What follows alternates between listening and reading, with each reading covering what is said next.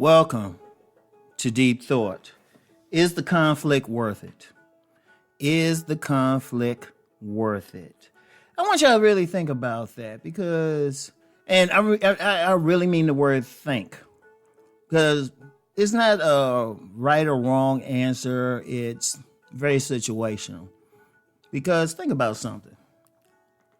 You going through some stuff. Wait a minute. Sorry about that, but you know how we do on this channel.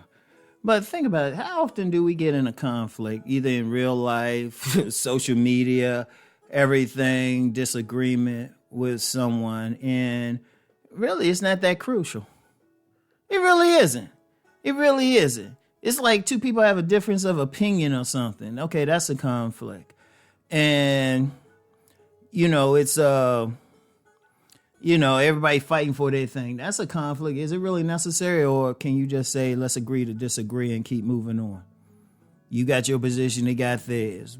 I mean, do you really need to convince that person that your position is correct? Do you need to? I mean, seriously, it's tough. And, deep down, our ego says, well, my position is correct. How come these other people don't see it? Yeah, they might not. And the reason why? They got different life experiences. Because, see, that's one of the things, too. We got to remember, we can share our perspective, but at the end of the day, it's our perspective.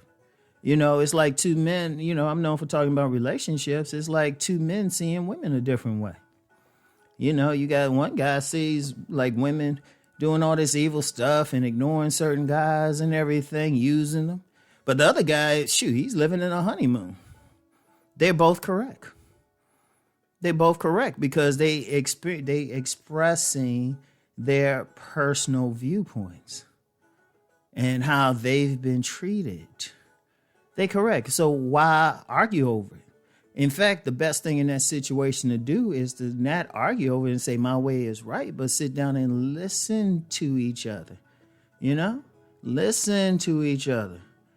Be respectful of what they're seeing. Indeed, that's how you learn stuff. That's how you learn stuff new. That's why even on this channel, I always say I don't have a problem with disagreements. I don't have a problem with disagreements. And there's been people who disagree. All I said is just explain the disagreement and don't be personal in your disagreement. That's all I say. Don't make a personal thing. See, when you make it personal, I have a problem with that. But if you just say, well, this is what I see, I was like, okay. I respect that. I don't see anything. I see something different, but I respect your viewpoint. And, and at best it would be like, okay, we agree to disagree. But that's just one thing. Sometimes, you know how sometimes you be out and about in the streets and you look at somebody and you look at somebody wrong. They ready to fight. Y'all ever have that? They ready to fight. Oh, why are you looking at me? It's like, damn, dude. I'm glancing shit. You in my line of sight. Is a conflict worth it? Like say there's two people and, they don't like how each other looked at each other in the streets or something. Okay, okay, fine. As long as they don't say anything to each other and as long as they don't fight, it is what it is. And even if they can, like in each other's face, confront, okay, we're good. Okay, y'all fight. Then what? One beats the other's ass, then what? Does that change anything? It might make someone feel good, but then what happens if law enforcement gets involved? Now you got bigger problems. When y'all could have just kept walking, Now, let me be clear when I talk about conflict. Sometimes conflict is necessary. If you in your home and somebody busts in at 3 a.m, conflict is very necessary. You need to make that person sorry that they even looked at your home. Well, by any means necessary. Conflict to defend yourself or defend your loved ones is necessary, especially if you can't get out of it, you can't resolve it peacefully. Like just say something. Sometimes you have to. Sometimes being a warrior is righteous, when you on the defensive.